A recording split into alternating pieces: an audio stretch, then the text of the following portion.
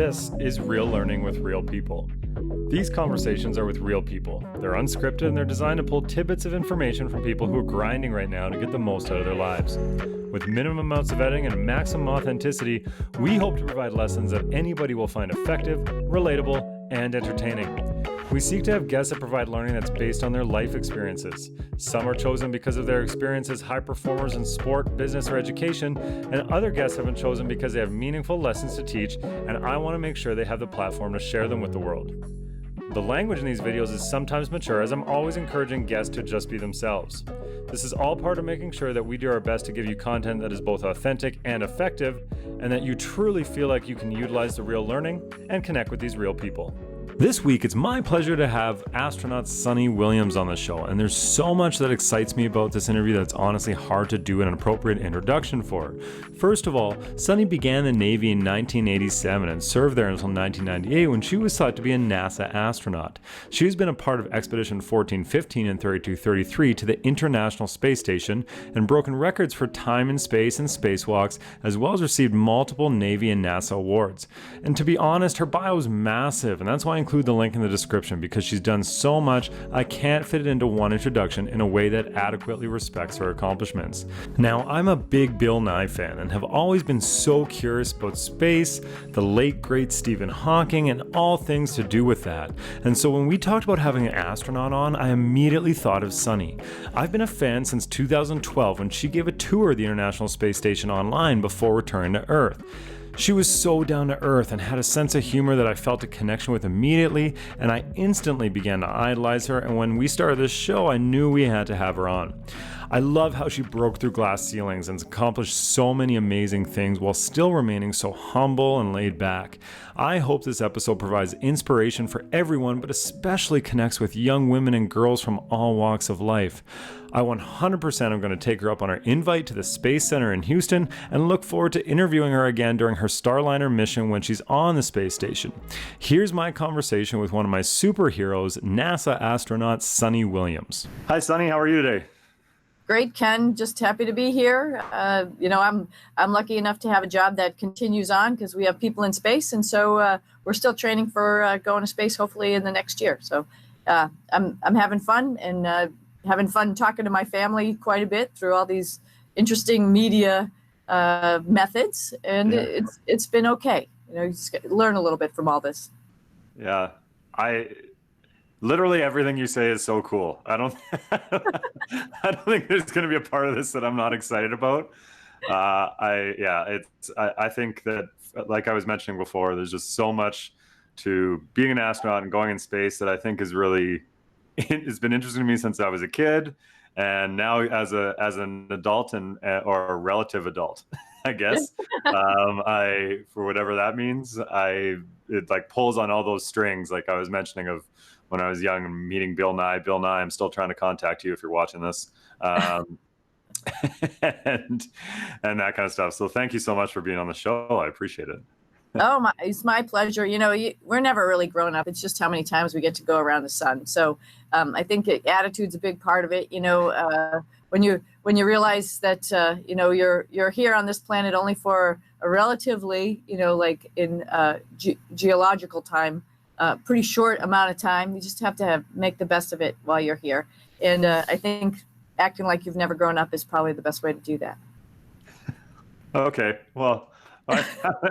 I'm already writing furiously here because that literally just created a couple threads that I'm going to want to pull on in a minute. But we like to start off the show a lot by really getting a picture of your framework and your foundation of learning and how you approach life. And obviously that has served you well for one reason or another. So before we get into that, if you could just talk a little bit about what growing up was like, what family life was like, and that kind of thing for you. Yeah, I feel pretty lucky. I grew up outside of Boston, Massachusetts. I was born in Ohio because my mom's family's from Ohio, but we moved to Boston when I was 1. So essentially all my childhood years I remember from being right outside of Boston. My dad was a doctor. He came over immigrated from India.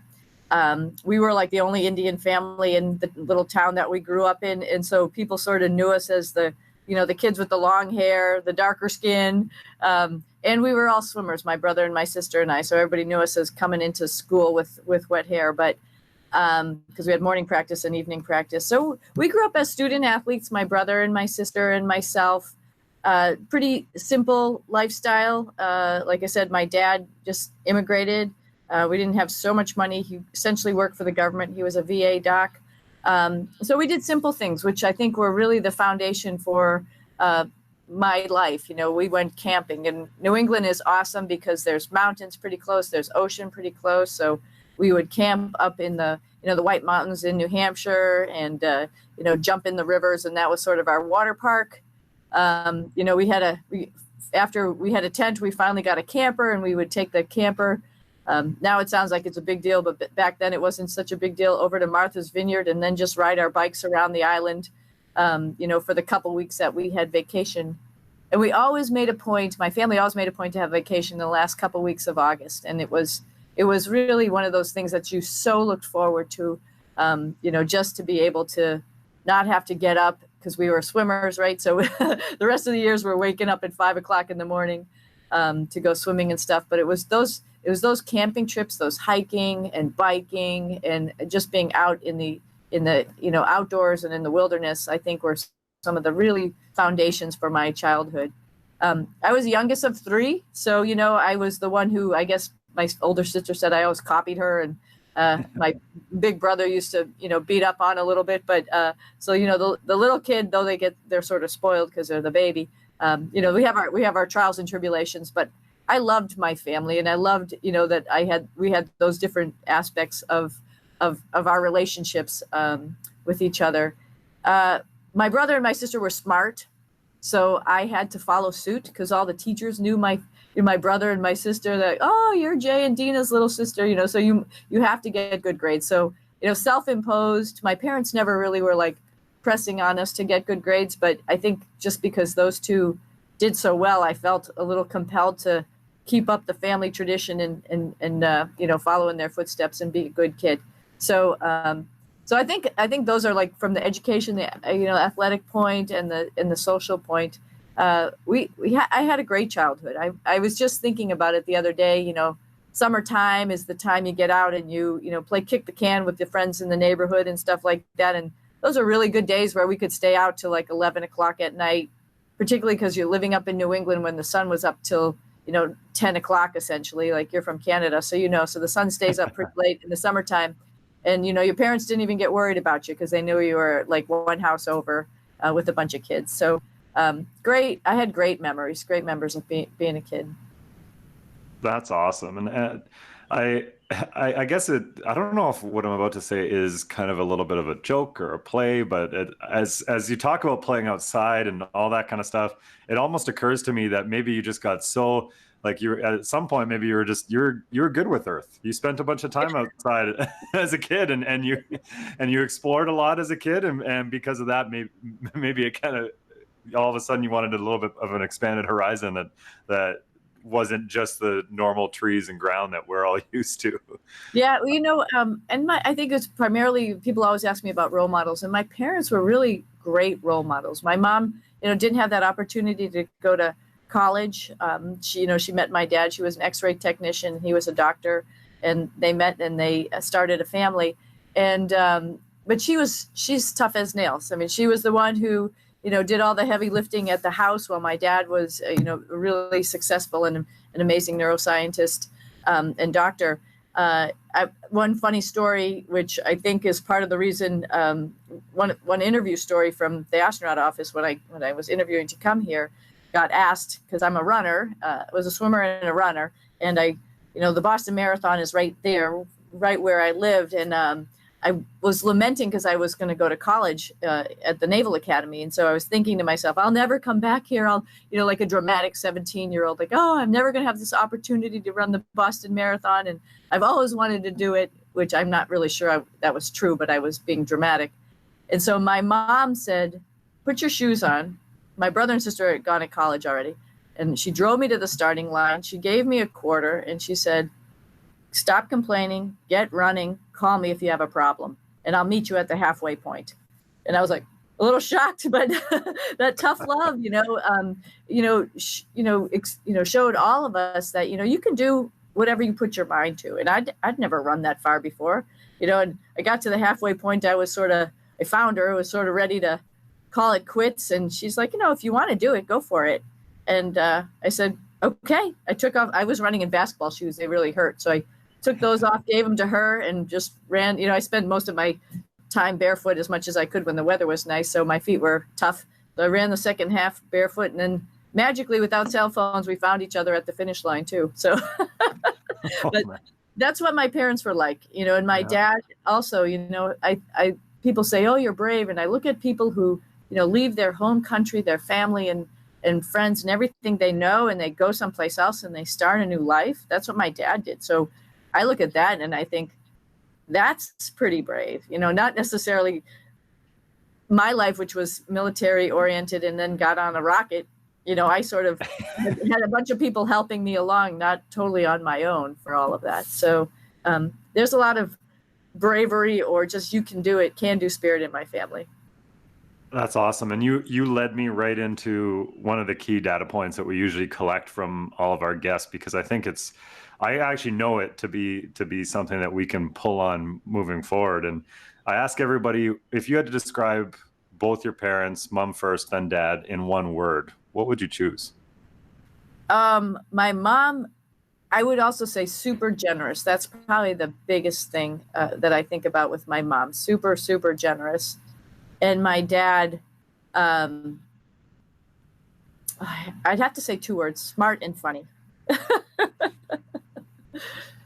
That's awesome. And I didn't do anything like that. I'm not trying to compare my experience to theirs at all, but I moved across the country when I was 23 to start a job out on the western side of Canada, and I had no family, no friends here, and I know what that was like. It's to this day, it's probably one of the biggest psychological and emotional impacts that I've had on my life that happened in an instant, and that was just moving across the country. So there's a lot of stills the sames happening. Yeah. And I can only imagine what it would be like packing up, like you said, and you just go around the world or halfway around the world, and next thing you know, you're just trying to make things work in a totally different environment. Yeah, amazing. Nowadays I think people do it a little bit more often, and we have connections. But my dad did it in the 50s, and just airmail, I guess, really was it. Like when you have any connection going back home, and so it was pretty neat. And I thank God that I grew up in a household that was also very integrated like that. Like it taught me how not to think twice about people who come from the United States, people who come from another country, and how not only ethnicities but religions all can intermix. I grew up in a Catholic family, but my dad's Hindu, and he would teach us everything that had to do with the Hindu philosophy and Hindu spiritualism. And it's just opened, I think, all of our eyes to hey, there's other options and things out there, or beliefs, and look at people and their opinions from a different perspective, and listen to them. I mean, today that's super important, and I feel so lucky that I grew up in a household like that. Yeah, I totally echo those feelings. I've said that a lot about coaching and teaching, and how lucky we are in our field to be able to experience that, especially early. And probably similar to you, sport also offered me that, being able to compete and train with people from various backgrounds. And I remember the first time I heard somebody say anything slightly prejudicial about somebody else, and it had nothing to do with me, but it was so I could barely even comprehend how somebody had that perspective. And I oftentimes just look back with that kind of appreciation, I guess, for what sport and teaching and learning gave me, and for you, obviously, from your family. When you look back and you kind of, I guess, reflect and evaluate what their perspective would have been coming over to America and having to take on that kind of new frontier. Do you connect any dots? Do you see any connection there in terms of your desire or your willingness to take on various unknowns, whether it's on the Navy side or whether it's space? That's interesting. I hadn't thought of it that way, but I suppose there's definitely some of that. It's accepted, right? And go try it. Why not? And if you like something enough, you'll probably succeed. If you don't like it, or you find that it just isn't your cup of tea, one way or the other, because you don't get it, then maybe you're going to fail, but you'll probably learn something from that. And so I feel that's, I think, the biggest lesson learned of just trying stuff. And like I said, sometimes it'll work out and sometimes it won't. I don't think we all get everything we think we want, but that might open doors to other opportunities that we had never even considered. And my path to becoming an astronaut was absolutely like that. I didn't want to be in the military. I didn't want to be an astronaut. I didn't want to be a pilot. Those were not the things that were on the top of my head when I was growing up. I wanted, of course, like all little athletes, I think, wanted to be in the Olympics. I thought that would be the most amazing thing. But I felt like I got second a lot, and I never made it to that level. Made it to the national level, but didn't make it to that level. But enough to go to college. I applied to college hoping I wanted to be a veterinarian because I love animals, and I got a lot of that from my parents, particularly my mom, and then the whole aspect of being a doctor from my dad. And when I was little, I went to his office and I looked in the electron microscope, and it was sort of cool to see slides and cells and all that kind of stuff. But I didn't get in. I didn't get into the colleges that I thought I had to go to become a veterinarian, and I ended up getting into the Naval Academy, followed in my brother's footsteps, and was like, I don't know what this is all going to be like. I'm going to have to cut my hair, and I don't know where this is going to take me. But I think that just try it attitude that we quickly talked about, and then the stubbornness to say, like, hey, I like aspects of this. I'm going to finish it. I'm going to complete it. Made me finish that and then select what I wanted to do after that. The story continues if you want me to go on. Go, yeah. A little bit. I wanted to be a diver, of course, because it's familiar. I was a swimmer. So I was like, oh, I want to be a Navy diver. And there was only one billet for women at the time. And I didn't get that billet. Naval Aviation had a lot of billets. Top Gun had just come out. So I'm like, I'm going to fly jets to be, Tom Cruise. And after I finished flight school, that actually didn't pan out either. I got helicopters, which I ended up loving. I learned so much about like taking apart things, putting it back together, things that break. I had all of those opportunities just because I didn't get the opportunity that I thought I wanted, or the thing that I thought I wanted. Then other doors opened, and that led me to test pilot school and eventually led me to the astronaut office. So I tell kids who are, in high school, you might think you have it all down and you think you have a plan, but you know what? If you open your eyes to other opportunities, you might find a whole bunch more out there that you'll probably excel at and love and pursue.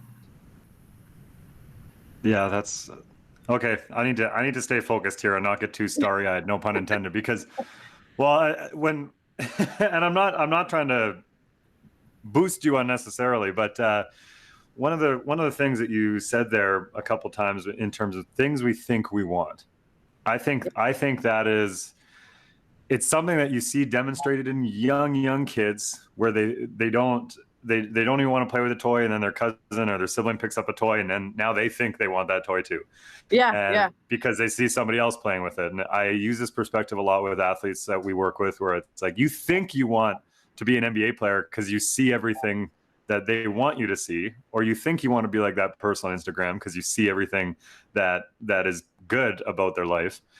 But there's probably going to be a moment where perspective changes and it's going to become something that you thought you wanted, not something that you still want today. Yeah. Wow. Yep. That's so true.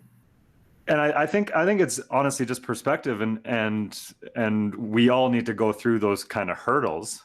But when I think about perspective and what you do, I'm a person, and I'm not. I will put on. There's a bunch of different ones that I kind of play with, but there's a couple on Apple TV where they just show views from the space station and just that kind of. And I can watch that. I can have it on in the background while I'm doing work, or I can watch it with intent, trying to figure out what I'm looking at, where everything is. And I'll even watch it as kind of like a therapy where I get like teary-eyed because it's just that it's almost overwhelming because. Yeah.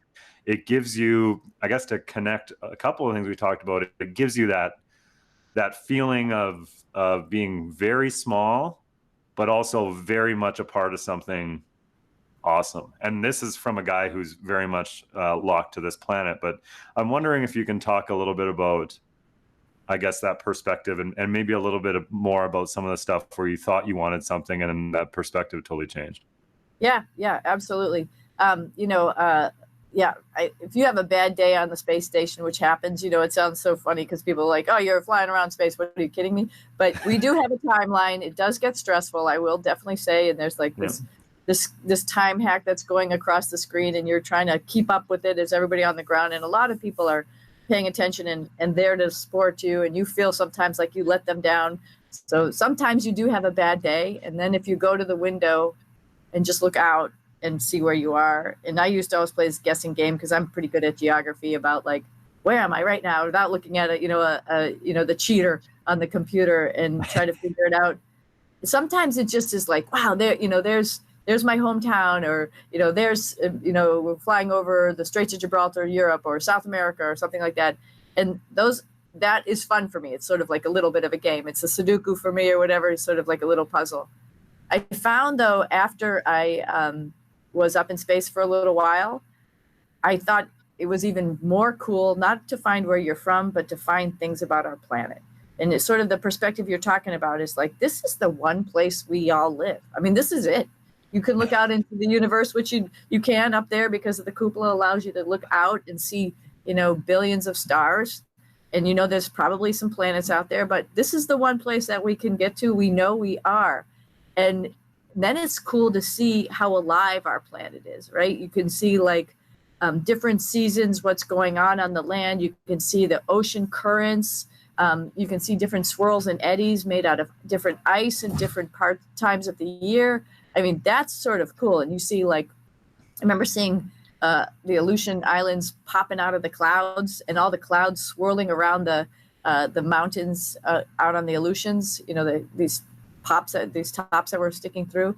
And you just go, wow, it's this interaction with the water and the atmosphere, as well as all, on a very minuscule scale, all those little people down there, right? But on a macro scale, like, this is an alive planet. I mean, there's things going on down there that, that people, when they, wake up and get in their car and drive to the coffee shop, they're just so focused on their work, they're not realizing what an amazing planet they live on and how it supports all of us, not only the people, but all the animals and plants and all that kind of stuff. It's just an amazing planet. And it really makes that perspective. Like, each time I went to space, I came home and I'm like, I don't want to watch TV. I got too much other things I want to do. I want to go places. I want to learn about stuff. I want to read stuff. There's just so much in this lifetime that we can do. And I think everyone doesn't always have that perspective that we have as astronauts, which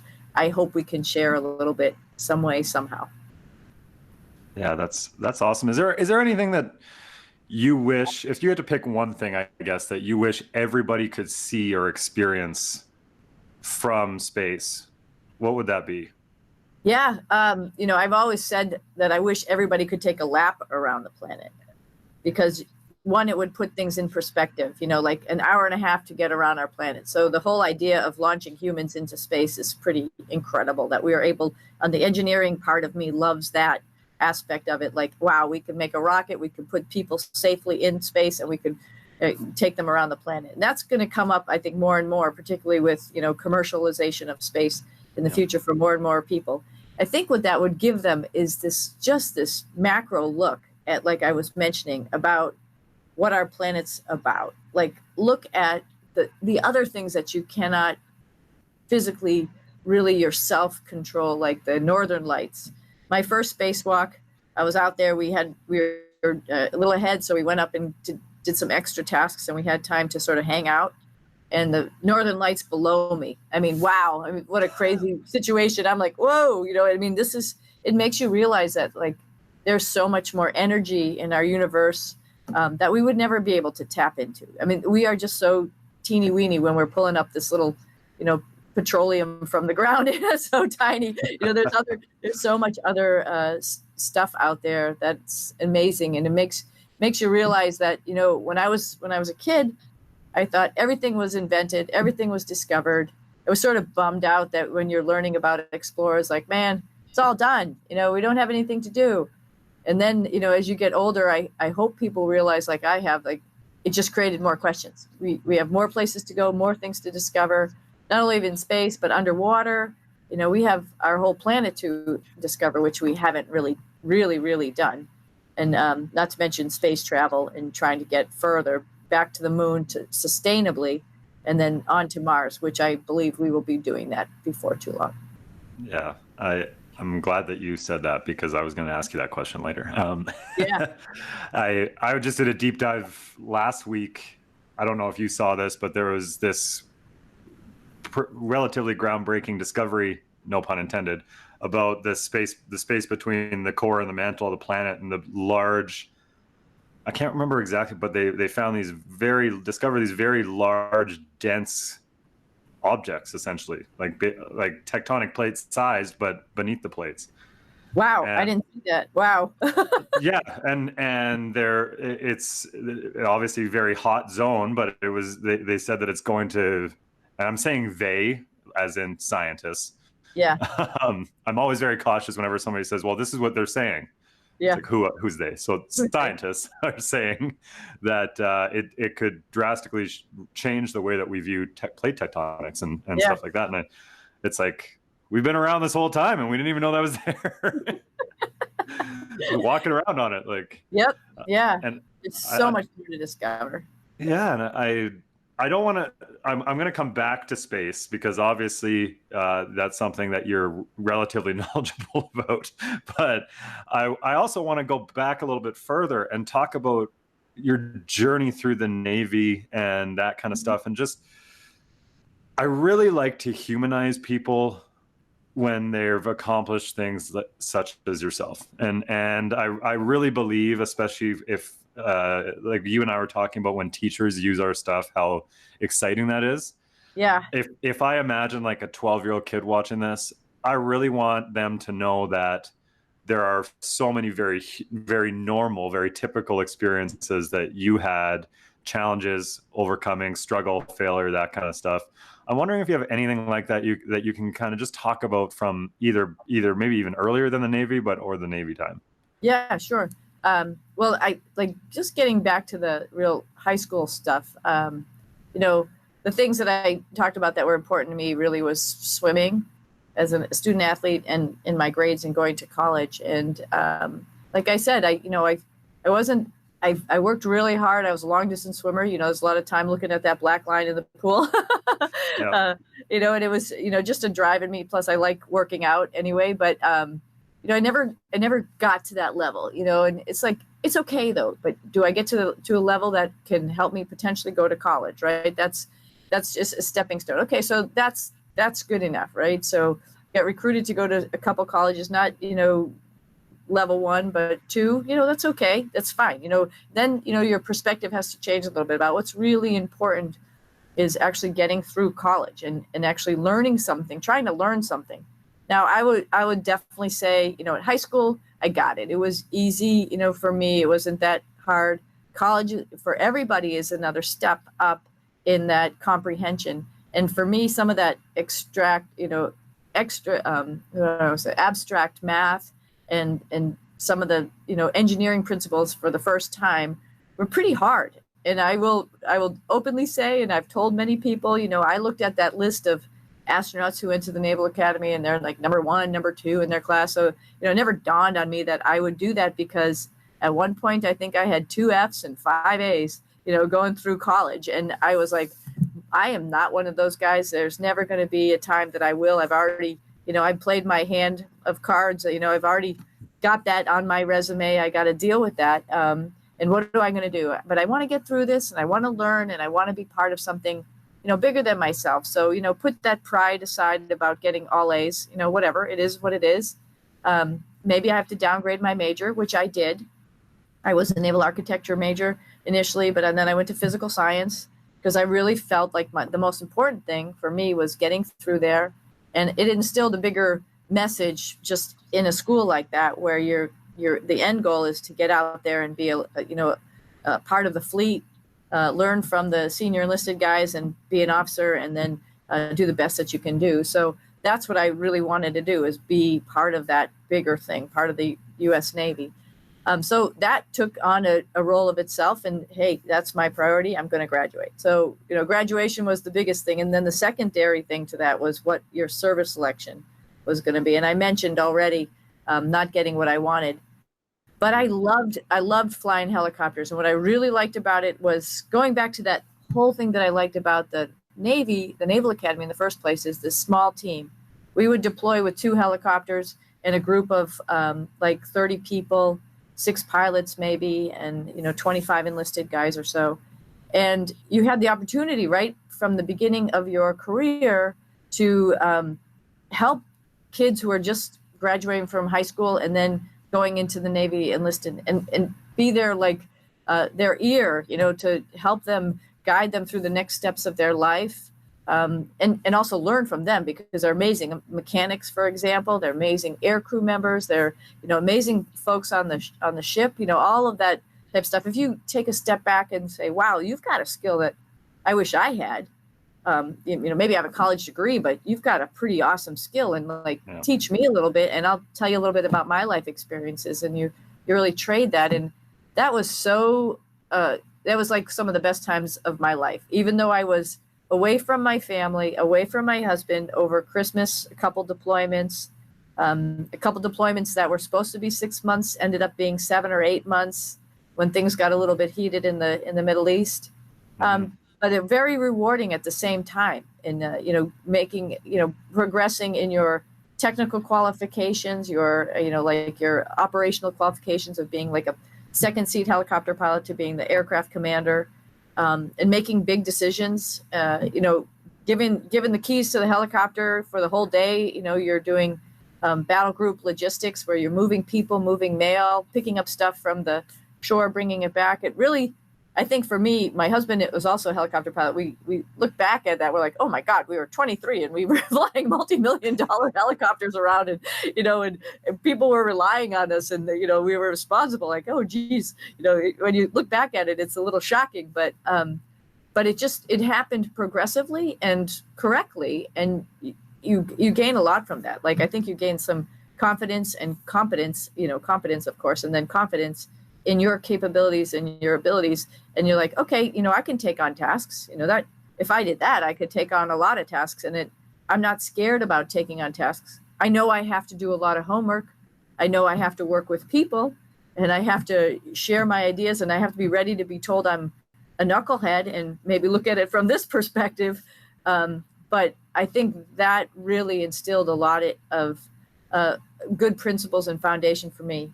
When I came to NASA here and I did my first spacewalk training at the big pool that we have underwater, there's 2 of you outside. And one of the things you're always thinking about is, where's the other guy? And if that guy has a problem, I got to bring him back to the airlock. Or if I have a problem, I want to make sure he knows where I am, or he or she knows where I am, to bring me back. And that was one of those things we did as, when we deployed as 2 helicopters on a ship, we always knew where the other guy was. We were their search and rescue platform. We're always making that call, making a concerted effort to find out and know where the other guy was, to know where other ships were around us. So all of that, like that big picture operational aspect was definitely instilled in me for survival as a helicopter pilot. And really, I think I'm fortunate because it helped with all of my job here at NASA.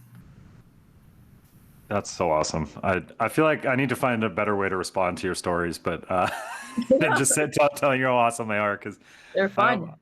I think that the things that and I don't know if you hear this when you're talking or when you're kind of reflecting on these experiences, but there's so much very specific learning that is valuable for everyone in some areas that I would guess maybe seem a little bit more typical to you, but then you hear some of how you just experienced it in the moment, learn in the moment, and there's tons of lessons there for people who are doing something that they would never connect to that, but they're still learning. And the first thing that came to mind is, again, bouncing off the idea of perspective is I remember when people gave me the keys to coach and teach when I was 23 and kind of thinking like, wow, they're nuts. Like I have no idea what I'm doing.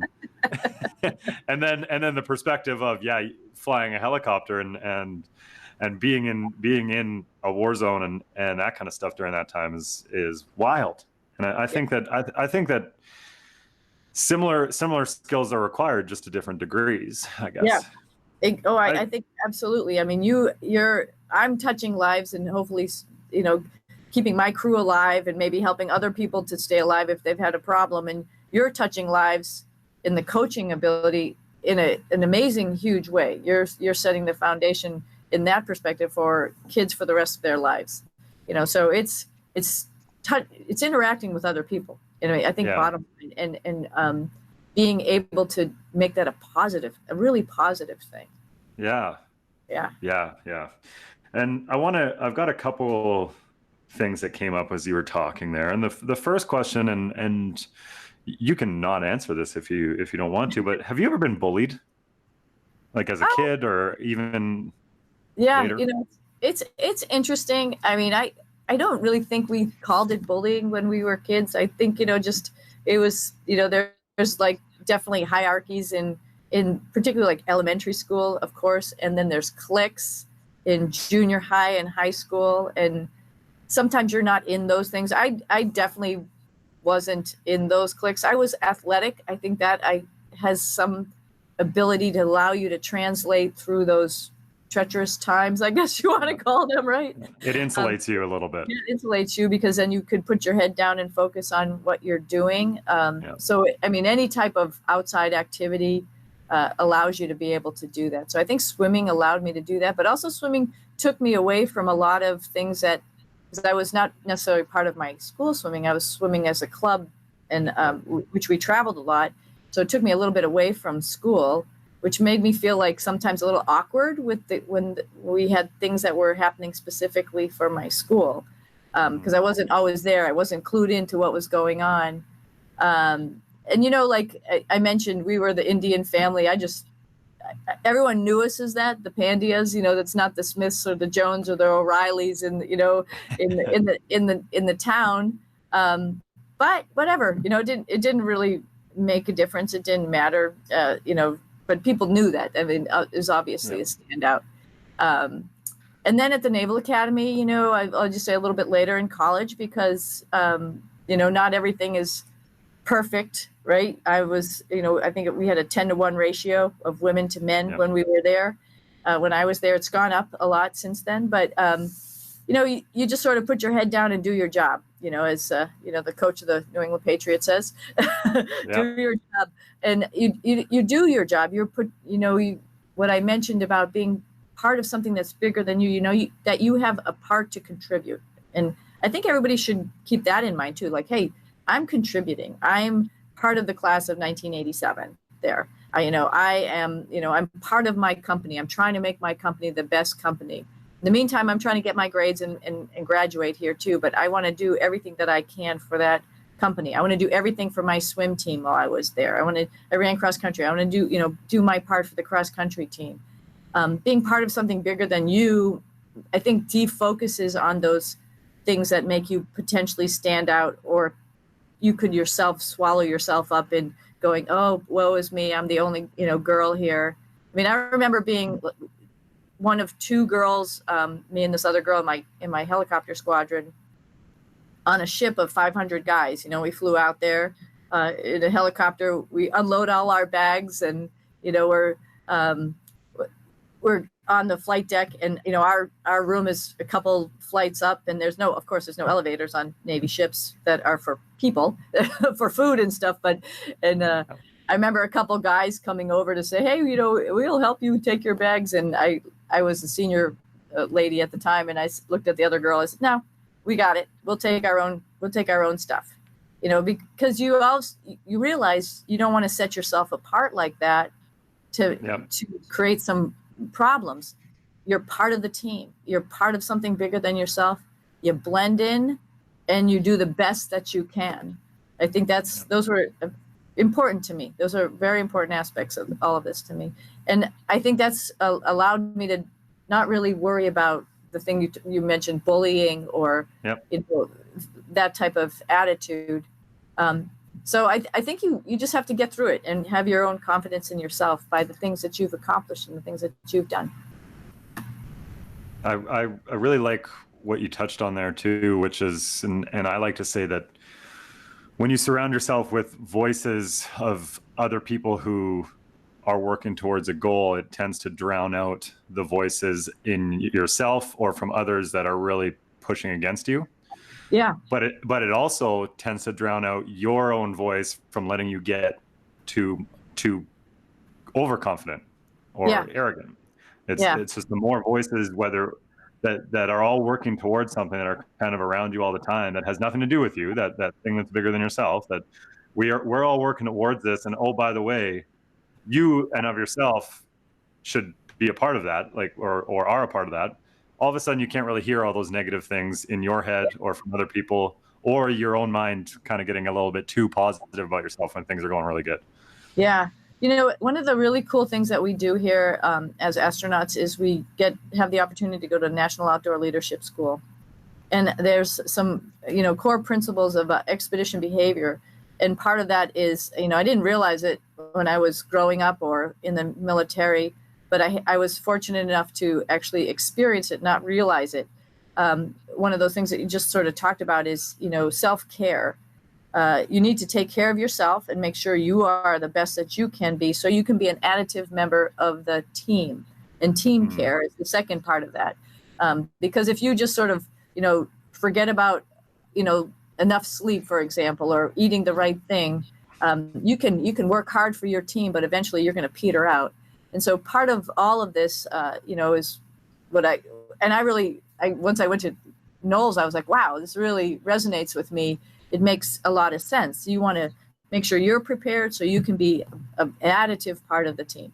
And, in the big perspective, in the big picture, right, we're all on this little planet together, and we all should be trying to make it a better place than what we found it. And that's part of the additive part of the team. And so you need to take care of yourself to be able to do that.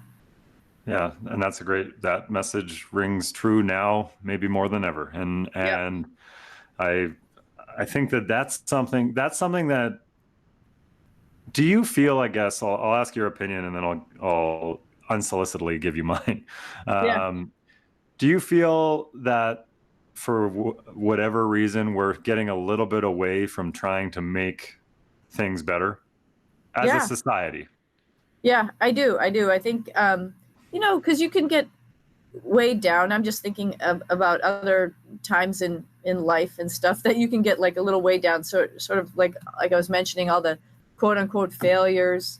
I mean, there's definitely a hierarchy in the flying community. Oh, I'm a jet pilot. Oh, I'm a helicopter pilot. There's definitely all of that. And you can mire yourself down and thinking of yourself in some position. But every position is needed. Every person is needed. Everybody, I say this all the time, everybody brings something to the table. Now what that person brings to the table at this moment in time might not be important. And somebody might say, that's a good idea, but let's talk about that later. And not to get offended by that, but recognize also that everybody brings something to the table. One of the really cool things that we get to do is, and I feel like I had a little foundation of this because of my parents, is work with international partners. And everybody solves problems differently. It just depends on potentially the school system you were brought up or your perspective. The Russians solved the rocket problem different than the Americans did. The Europeans take another look at how to set up an experiment or a module different than we do. The Japanese have a different little flavor. The Canadians but the Canadians and the Americans look at things a little different. So recognizing that and not being judgmental about it, being like, okay, what do we all add? We all do add something. And then taking in the best of all those ideas will make us better. And I think today, unfortunately, we're highlighting each other's differences and saying that those are, well, I'm better than that. My ideas are better than your ideas versus then just listening. I think part of the whole thing is just listening. And the International Space Station is built on trust. I mean, it's an engineering marvel. Of course, it's made out of metal and wire and all that kind of hooyah, but but primarily, I think the foundation is based on trust between those different agencies and all of the people that work together to put that amazing project in space. And hopefully we're going to be doing that even more with more people around the world. And that brings us closer, obviously. Brings us closer in understanding to each other. Yeah, and I 100% agree, and I don't even care to share my opinion now because yours was pretty much the same thing. So I want to hit you with a couple kind of quick questions, but just before we wrap up, and the answers don't need to be quick. So it's not so much a lightning round as just some actual questions, because usually I'm just trying to pull whatever comes up in the conversation. But as we've talked, I have a couple. So the one question I have, and this is maybe a selfish one for me to know, just to know that you still have these things for myself. Is there anything that scares you? And if so, what would that be right now, or in this time, or recently? Oh yeah, I as a kid I was scared of the dark, and it was funny. The first time I was on the space station by myself, being the only American, I got up there and I flew with an American and a Russian. Those two left, and two other Russians, new guys, came up, right? And so I'm the supposedly senior guy up there, and I'm the only American, and I'm in the U.S. part of the space station. And previously I had another guy to ask, like, hey, what was that? And stuff like that. I'll never forget that first night alone. I'm like, oh God, what was that noise? Oh God, what was that noise? Oh, I hope nothing's breaking. Oh my God, did I do something wrong? So yeah, of course. So it's a little exacerbated fear of the dark, because there's little noises and pumps and things like that are going on. And then I wonder if I did something wrong, and should I call the ground? It's 2 a.m. You're like, no, don't call the ground, honey. You're gonna be okay. Of course you get nervous. On my first spacewalk, for example, climbing up when we were seeing the Northern Lights. I mean, you can't get rid of whatever decades that you are of fear of heights, unless you're sort of a crazy person, right? So I'm climbing up there, and my heart starts going blah, blah, blah, blah. I'm like, oh my God, because but I had to just change my perspective, close my eyes, turn myself sideways, and I went back to what I practiced here in the pool. It was like, I'm just going to pretend I'm going sideways, and all of that went away. So it sort of, the fears that you have are a little bit perspective. Some of them are real. Getting on a rocket, I mean, it's fun, exhilarating. It's like being on a roller coaster. But then when it starts to, take off, when you hear the countdown and everything starts to wind up of the roller coaster, and then you're going over the other edge, of course you're nervous. Of course you're scared. There's so many working parts. We get the pleasure of meeting all of the amazing people who work on these amazing pieces of machinery. And you wonder sometimes, you're like, wow, you guys don't make a mistake. There's 1,000 of you. Please don't make a mistake. But everyone is so professional and so good in this business, and that's what it takes to actually get people off the planet. It's not a simple thing. It's really hard. SpaceX did it seemingly easy not too long ago, but I'll tell you, there's blood, sweat, and tears to get that launch up for over a decade. So amazing people who dedicate their lives to do this. And so you realize, again, it goes back to another word I just said in my last time I was talking, is trust. Mm-hmm. There's a lot of trust with people. And I think that is the glue that binds us. Is I look at you in the eye, you look at me in the eye, and you're like, you go, your rocket's ready. And in your heart, the rocket's ready, because somebody is telling you that. It's not because a machine is telling you that. They're telling you that. Yeah. And I'm glad that you touched on the physical feelings when you get scared or nervous, because one of the things that we end up teaching a lot, and we do it as a business, and it's kind of a shame that it's actually a viable business product or service to sell, is that we work especially with younger athletes, students, and then a lot of young employees and businesses, just around the fact that, like, hey, you're not going to stop those, eh? Like, it's a physical thing. You don't get to not feel the heartbeat and the sweaty palms and that kind of stuff. Yeah. It's not going to stop. We're humans. We're not robots. Exactly. You And just that, know you know how to you expect it, right? And you get used to it, and you know how to deal with it and maybe temper it a little bit and understand what you need to know and how much you know and where those boundaries are. I mean, I always talk about people say, "Oh, you're a risk taker," and I said, "No, I'm a calculated risk taker. I know what I can control and what I can't control, and what I can't control, I want to know a little bit more about to understand whether or not the risk is worth it or not." Mhm. Yeah, I love that. The controllable aspect is another thing. We're finding ourselves talking about it more and more, just in Yeah, terms of what's actually in your control. A lot yeah, of times people, and when we talk about conditions and stuff like that, where whether it's an anxious condition or more of a depression condition, and you're really looking at that, like, well, I could have, this was in my control. It's like, yeah, but when you say was, it's now not in your control. yeah, yeah. Or this will be in my control. Okay, but it's not. It's not right So now. Yeah, yeah. yeah, So what is, like, that's one of the hardest questions we'll ask some people is, what can you actually do right now? It's like, well, I could have, whoa, or I could, no, right now, what yeah. can you do? And a lot of people really, really struggle with that. That's interesting. Yeah, I could see that though. I could absolutely see that. Yeah, and it's and we work a lot in practice, and I try. I'm an amateur mindfulness and breathing and meditation practitioner, and Yeah, we try and build that into as many people as possible to help them with that. yeah, But you can't. I think a lot of, especially Buddhists and stuff, would say that we're all amateurs in that field. So, and based on what I've read, but I do think that it's an art that we're losing a bit of, is being yeah, able to focus on those controllables. And then when you talk about the fact that there's going to be moments in life where, whether you like it or not, there's something that you can't control. You just have to learn as much, figure out yeah, as much as you can, and see if it's worth it or not. yeah.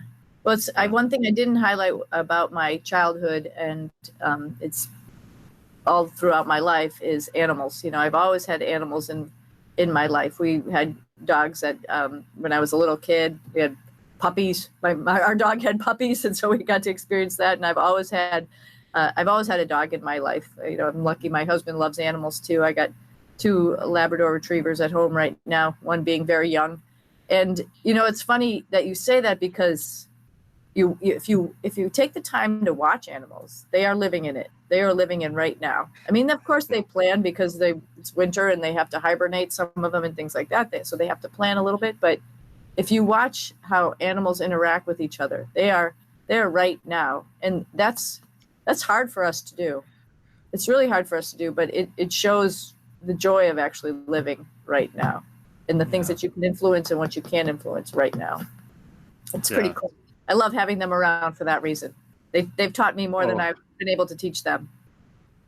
yeah. And my partner, she's a vet tech, so she works Oh, with animals every day. And we, like I mentioned before, we have a little tiny wiener dog, and yeah, the thing, like, you can't wake up in a bad mood with him around, yeah, because every day he comes running in, jumps on the bed, tail wagging, full body wag, and licks your oh, yeah, face like crazy. And there's no decrease in the excitement level day to day. It's every day's the same. Boom. Hey guys, we're awake. It's day yep, again. Let's go. yep, Everything's awesome. And it's funny for me because the first time, or not the first time, but the first couple of times we started doing that, it brought me back to being a young kid, and with my dad waking me up, where my dad's a morning person. My dad yeah, was that guy. He wasn't wagging and licking my face, but he would wake up every day and just be like, he'd be like, hey, and I'd be grumpy because I was a teenager, I was a kid, yeah, and I didn't want to wake up. But it's like, the more you can, like, those people that are just like, those people, those animals, those things that are just them yeah, now, and right now. not anywhere else. And the saying, the episode we just released this week, he taught me a saying, back when I worked with him. He's a volleyball coach and a sports psychologist, and he taught me to make sure your head is where your feet are. Oh wow, And yeah, yeah, and that's actually probably super relevant for you. yeah, yeah. um, and That's and huge. yeah, I believe it comes from, I think it's Bernie Holiday, who was or is the sports psychologist for the Pittsburgh Pirates, and it's keep your head where your feet are.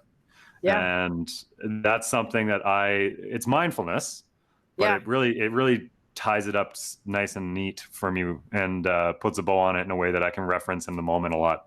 Yeah. Yeah. I mean, So, it's not only in sports. I mean, being a pilot, one of the things they always talk about is compartmentalization, right? You have a lot of things going on in your life, some of it great, some of it not so great.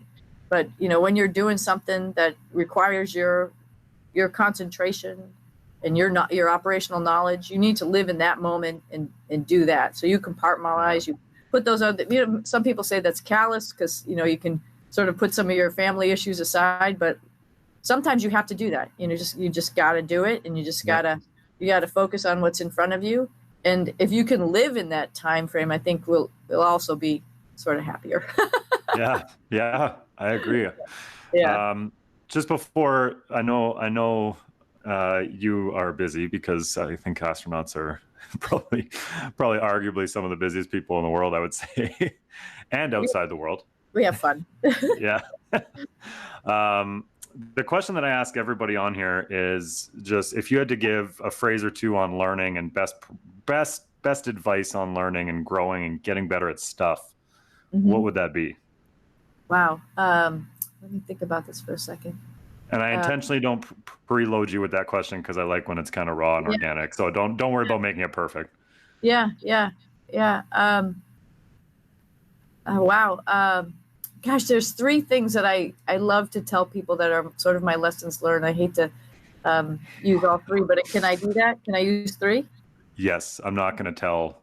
Okay. I'm not going to tell you what you can and can't do. Because I've sort of refined them a little bit by thinking about them, and I think they're really pertinent. Is if you want to do something, you got to get to the starting line. That's the guy who organizes the Boston Marathon. He became a friend of mine, and he said that one time. I said, "Oh my God, that's so true." I mean, you can't just sit around waiting for somebody else to put you there. You gotta make yourself prepared. You gotta put yourself out there. You gotta take that step, and that's huge. Just get to the starting line. The second thing I think that really runs true is, don't forget what you learned in kindergarten. Be nice, share, talk to people.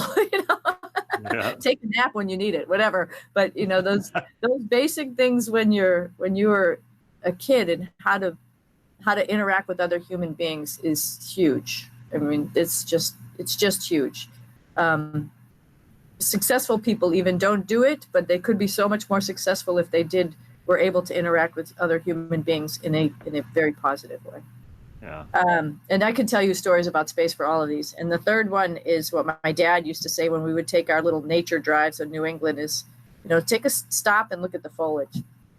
And if you're pursuing a goal and you don't really look at what's going on around you, or how you're interacting with whatever the environment, the people, the machine, the whatever in the process, you're missing out on what you're even accomplishing. So I think those three things are sort of really good guidelines, I think, for me in life. And I've seen that I could relate things from all of the different parts of my life into all of those three general principles. Yeah. And I didn't think about them too much beforehand, honestly, before our conversation. But I've had them in my in some presentations that I've given to particularly like junior high school kids. And I'm talking to a bunch of girls. Like, these are the things that that they worry about, and put life in perspective. It's all a perspective, like we talked about from the beginning. Yeah, and somehow our dads are closely aligned in their thinking, because my dad said, as long as I can remember, make sure you take time to smell the roses. Yep. And he still sends me that anytime he knows I'm busy and I'm getting a little bogged down. I'll get a text or something like that, and I get a make sure you smell the roses kind of text. And very, very similar thoughts. Well, I don't want to. I honestly don't know how to thank you appropriately, and just because this has been, I'm having a bit of a fanboy moment, just because it's so cool to talk to you. I've watched you on TV. I've watched you from afar, and I know a little bit of your actual work that because not everybody knows this, but you don't just go up in space and get to hang out. There is stuff going on up there. Yeah. So I really appreciate you taking the time and being willing to share so openly. And there's so much great stuff here. And I'm going to ask you to just stick on for 20 seconds after I stop recording, because I have one more question for you and then I guess I'll let you go if I'm allowed to say that about an astronaut. But if the last thing is just, if there's anywhere that people would want to follow you, what's the best way for them to do that? Well, I do tweet periodically, not so much recently, because I want to tweet something that's unique to being an astronaut. Unfortunately, commercial cruise, some of it's proprietary, but as we get closer to flight, probably next year, and the next year I'll be tweeting a little bit more. So I think that's a pretty good platform for just some quick, simple pictures and thoughts and stuff like that. So that's probably the best. And then just through the NASA.gov websites, I would encourage anybody also to come down to Johnson Space Center as well as Kennedy Space Center, because Johnson is where we train and where mission control is, and Kennedy is where we launch. So it's exciting with rockets. There's also centers all over the United States, of course, and around the world, Ohio, Washington, D.C., California, Mississippi, so Huntsville, Alabama. There's a number of places wherever, if your viewers are in the United States, where they could interact and see what we're up to. Mm-hmm. It's lots of fun stuff. And this whole business of commercial crew is leading up to our next program, Artemis. And we are really serious about going back to the moon sustainably with new suits, new spacecraft, new rockets. And there's a lot of good, really creative ideas, and the time is right. New technologies, not only in, like what we normally think of computers, but manufacturing has allowed us to really be able to capitalize and make these things come true. So I think I'm absolutely sure it's going to happen before long. So come visit us. Come down and say hi. We would love to have you down here, Ken.